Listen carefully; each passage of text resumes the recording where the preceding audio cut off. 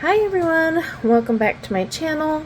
Today I just wanted to quickly show you a new Prismacolor pencil swatch chart for those who are looking for something a little different or just want to try something out.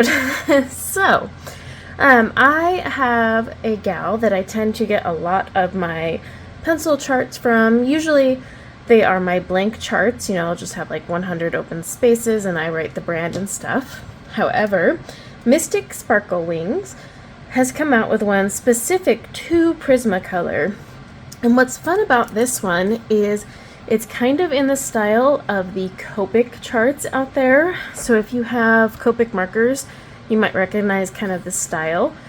But more importantly, she has it done in a color family order, and she also includes the discontinued pencils, in case you're like me and you have a plethora of Prismacolors.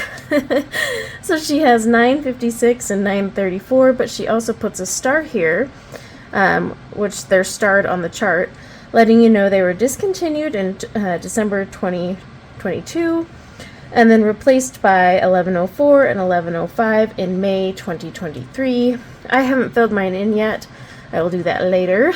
But what's cool about this one is you have them all on a single page. I prefer my color charts to be single page. That's just how I tend to be. But she always does give you options for bigger print as well. I will leave a link in the description below like I always do so that you can get this chart.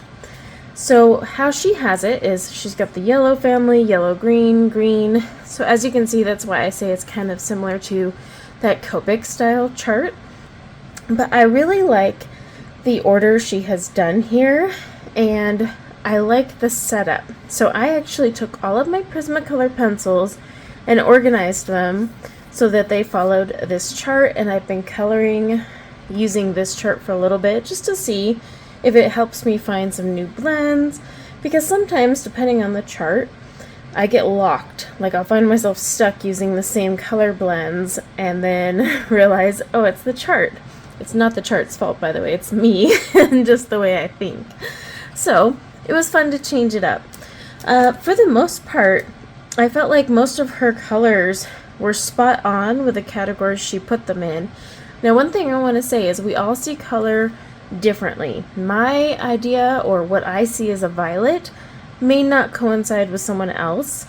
So that is something you always need to keep in mind with any chart, any color, anytime. Okay? But yeah, for the earth tones, I really do like the selection and how she put them in there. She has your French gray, warm gray, cool gray over here. She has the, as it's called, neutral, so white and black. The metallics, which I don't use, so they're not in there. Except the one metallic I do use, which is right here under the earth tones, the bronze. I found that pretty interesting. And then the neons, I don't use those either. I did notice electric blue was put in with the neons, whereas the traditional Prismacolor charts have electric blue over here with the blues. So that's something unique to this as well. The only one I felt was maybe just a little out of place, or just didn't feel quite right, but I'm on the fence because as I look at it from afar, I'm like, no, that goes there, but when I see it up close, I'm like, no, it doesn't. So 1084, sometimes it has, at the right light, it can have a greenish tinge to it to me. So that's why I would sit here and be like, is that green? But it also is sitting right next to a green. So my mind could be playing tricks on me. But other than that, I really like the order she did. And as you can see, she'll have it go in a color family by column, but then she also still clumps them together. So we have a section here, like these would all be together, these would all be together, these would all be together, these here, you get the point. But what's nice is you can still bounce around. So compare this to, like, say, the hex chart. The hex chart has them all next to each other, so basically you follow the hex line and you can create a combo. Here you just have them in order. There's other color family order charts as well, but I just wanted to give you guys yet another option because honestly, There are so many charts and so many different ways to swatch your pencils, and we all are so different.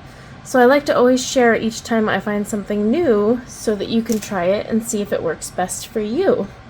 And funny fact, when I was swatching this, I realized I did not have my 1067 cool gray in my case. So I was like, I didn't even notice that was missing. It's really dark, almost black, but still, fun fact. So yeah, I will leave a link in the description below if you want to check this out. She has revamped her Oh Hoo Hoo chart. I swatched that one a few months ago. 358 colors, again in this style with the color families. So I will be re-swatching that and sharing that with you guys very soon. So until then, take care. Bye now.